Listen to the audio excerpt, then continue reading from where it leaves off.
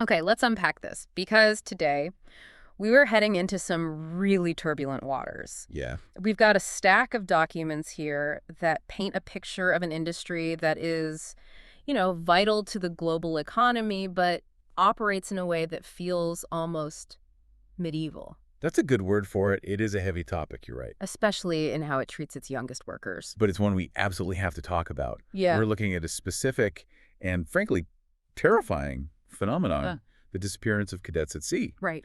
And the core argument of the sources we have today is that these aren't just accidents. They aren't just bad luck. No. They are structural failures. Okay. They are the result of a system doing exactly what it was designed to do, which is protect the company, not the human. Right. And to ground this in reality, we have to start with the news that kicks off our main source. It's incredibly fresh and it's just heartbreaking. It really is. On February 3rd, 2026, so just a couple of weeks ago, a 22-year-old deck cadet named Sarthak Mohapatra was reported missing. He was on board a container vessel, the MVEA Jersey, sailing in the middle of the Indian Ocean. And just pause on that image for a second. The Indian Ocean. It's vast. It's vast, it's isolating.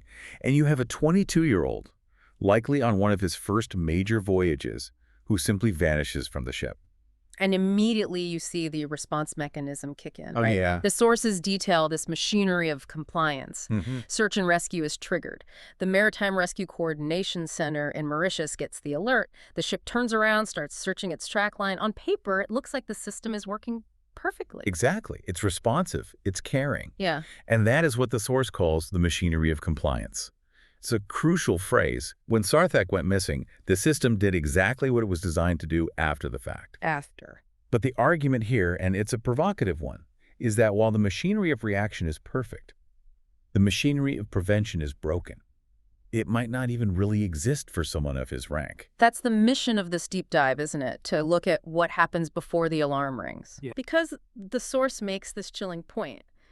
Disappearances aren't sudden events. They are the visible end of a process. It's not a lightning strike. It's a slow erosion. That's the key takeaway. By the time a cadet is reported missing, the actual failure happened weeks, maybe months ago. Okay. It's a slow-motion collapse, a supervision of leadership, of safety culture. And it all just culminates in this one tragic moment. Right. Right. But because the industry only looks at the end result, the splash, so to speak, we miss the entire buildup. So let's rewind the tape. Let's go back to the beginning of that process. The source calls the cadet the ghost crew member. I found this part fascinating and honestly infuriating. It starts with this term, minimum safe manning. Right? This is the legal bedrock of the whole problem. Can you break that down? Because to me, minimum safe manning sounds like a safety rule. It sounds like you must have at least this many people to be safe. And that's exactly what it is in theory. Every commercial ship has a legal document called the Minimum Safe Manning Certificate. It lists the absolute minimum number of crew required to legally navigate the ship captain, chief engineer, able seaman, and so on. But here is the catch, and it's a big one. Cadets are not on that list. Wait, so legally they don't count? Legally, they are supernumerary. That's the maritime term. They are extras. Trainees. They are trainees. They are there to learn, not to work. They do not count toward the ship's official operational complement. If you take the cadet off the ship is still legally considered safely manned. Okay, that sounds fine on paper. They're students, interns. But come on, we know how the world works. What does the source say about the reality on board? The reality is completely different. You have to look at the economics.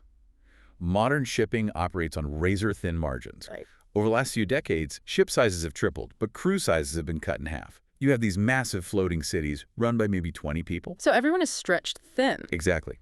You have a lean crew, a maintenance backlog, a mountain of paperwork, and high-tempo operations. And then you have this extra person on board the cadet. Who's supposed to be just learning? He's supposed to be studying. But the chief officer is exhausted. The bosun is overworked. So what happens? The work flows downhill.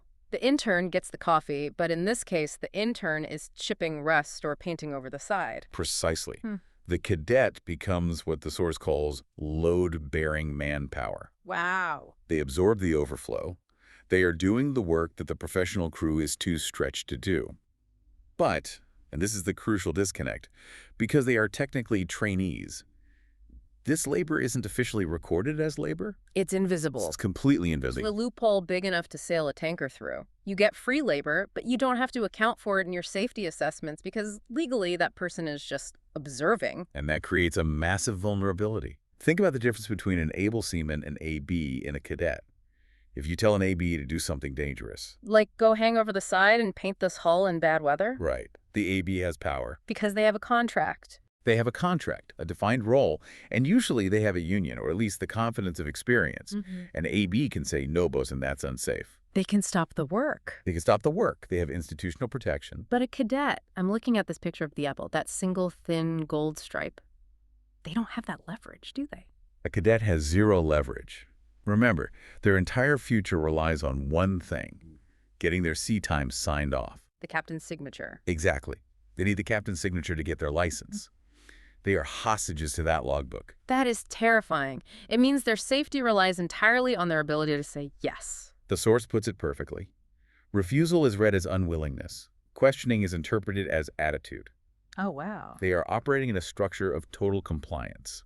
If a cadet says, this looks dangerous, they aren't viewed as safety conscious. They are viewed as not cut out for the life. So you have a 22-year-old kid desperate to launch their career who literally cannot say no to unsafe work without risking that entire career. It's a trap. It is a trap. And looking at that epaulette again, the source argues that while it signifies I'm learning, in this context, it actually marks them as a target for cheap, unprotected, and disposable labor. And this leads us directly into what the source calls the architecture of silence. Because you'd think, right, if a ship is working a cadet to the bone, there would be a record of it. You'd think so. We live in the age of data. But the source says when investigators show up after a disappearance, they often find a perfect paper trail. This is where it gets really cynical. The source calls this the paper shield. You look at the records after a tragedy. Rest hours.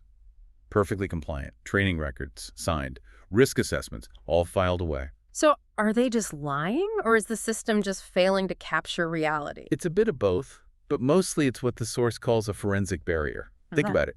You're on a ship. The operational tempo is insane. You're working 14, 16 hours a day. Right. But the regulations, the ILO conventions, say you must rest. If you log your actual hours, the computer flashes red. The company gets an alert. The ship might get detained. So the captain comes down and says, fix your hours. Exactly. Make it compliant. So the cadet, who, again, cannot say no, falsifies the record. They log that they slept when they were actually working. So the records don't record reality. They insulate the company? They insulate the company. It's a reverse insurance policy. It doesn't ensure safety. It ensures the company is safe from liability after an accident. The documentation acts as a wall? Correct. If a cadet goes missing, the company can point to the paperwork and say, look, we gave him his rest hours. The records prove it.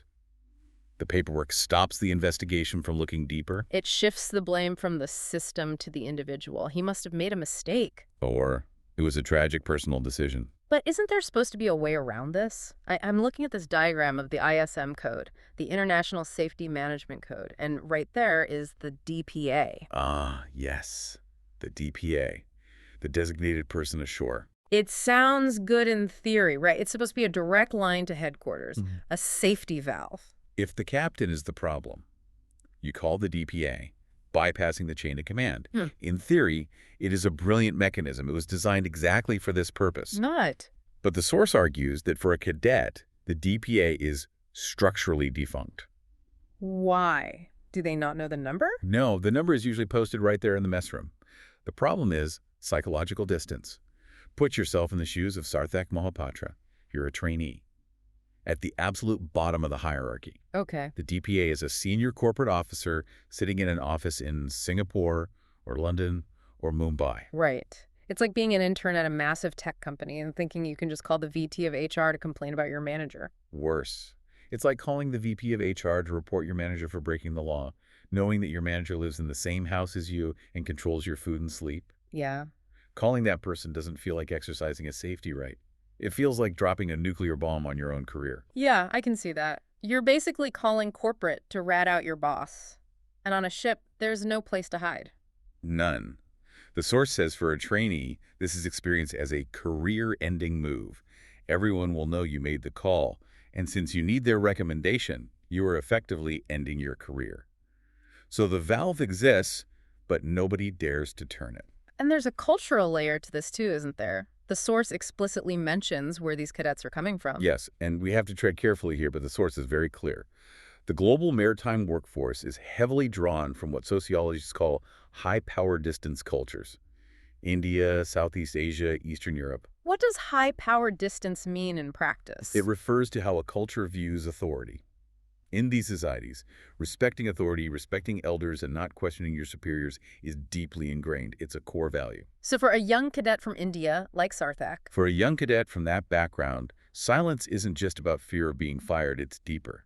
Imagine you've been raised to believe the captain is almost godlike, the old man. If he, or the chief officer, tells you to do something unsafe, your brain doesn't immediately say that's a violation of safety protocol. it says that he knows better than I do. Exactly. It overrides your survival instinct. Questioning a captain feels like a profound act of disobedience.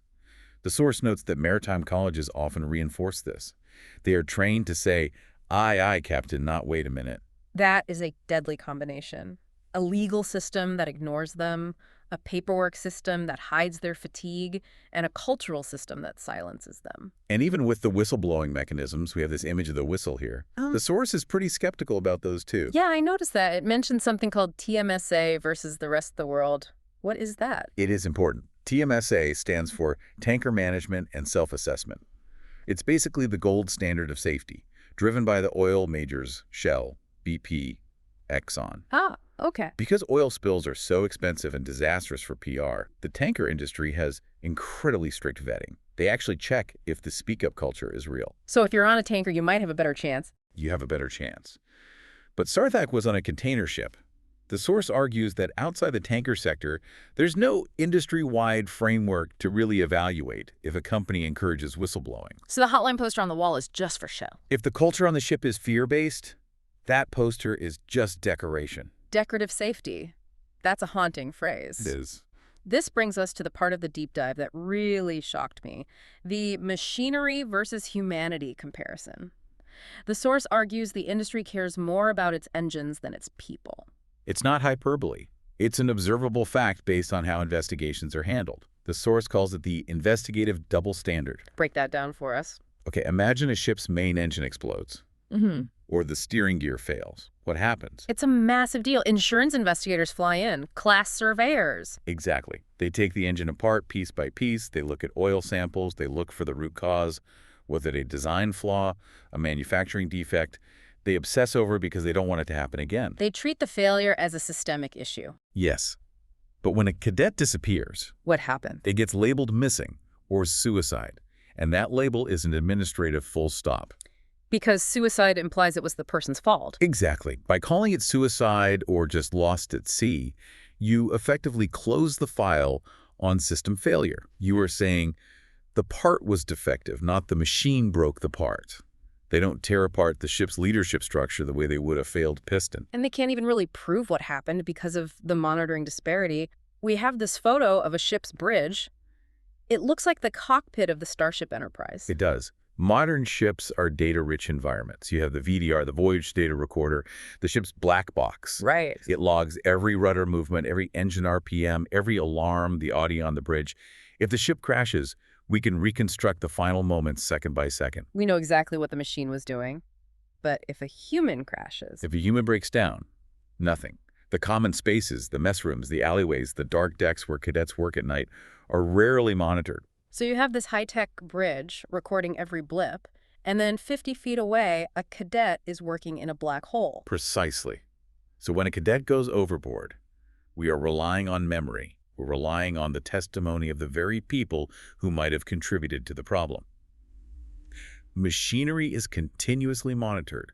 Human events are reconstructed after the fact.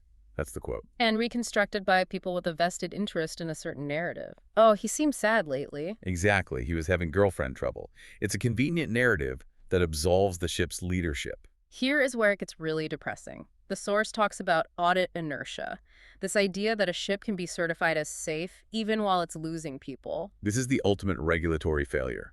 A ship operates under a safety management certificate. It's a document that proves the ship complies with the ISM code. You need it to trade. Okay. Now imagine a cadet disappears. Clearly, the safety management system failed to protect that life. Right. You'd think that certificate would be pulled immediately. You would think. But does the certificate get suspended? No. Does the audit that certified the ship get reviewed? No. The source points out that the certificate survives the human loss. That is baffling. If a new car model had a brake failure that killed someone, there would be a massive recall. In aviation, if a plane crashes, the entire fleet is grounded until they know why. But in shipping, that product recall concept doesn't exist for safety systems. The ship keeps sailing. The certificate stays on the wall. So the missing cadet becomes just a file in a cabinet, but the ship is still legally safe?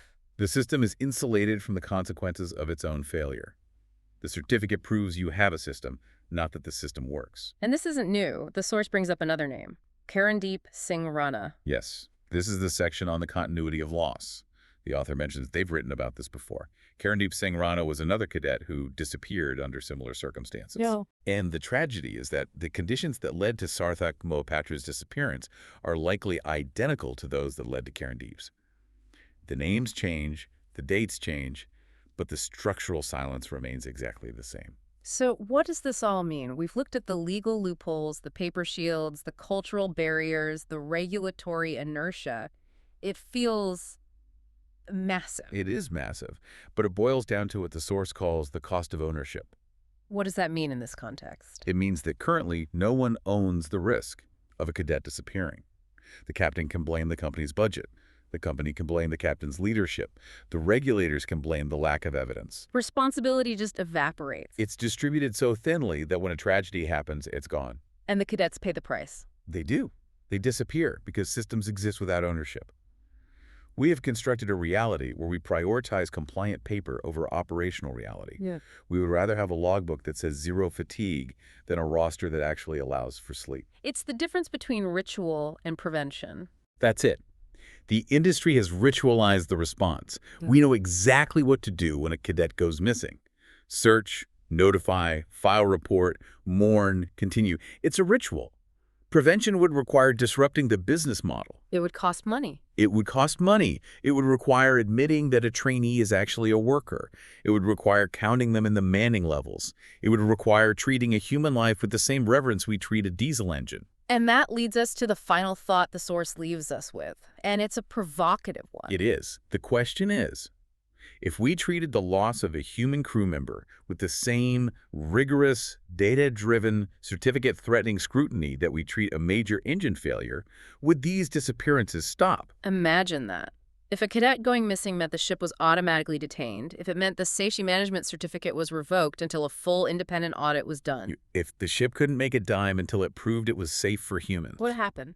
If that happened, if the financial penalty for losing a human was as high as the penalty for losing an engine, I guarantee you the industry would find a way to stop cadets from disappearing very, very quickly. They'd find the budget. They would find the budget for cameras. They would find the budget for better manning. Currently, the system resets itself after loss.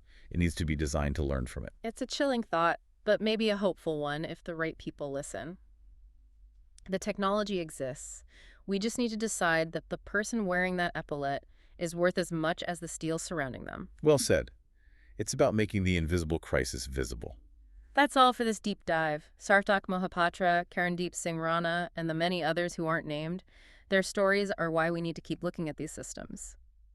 Thanks for listening. And for those of you at sea, stay safe. Stay safe.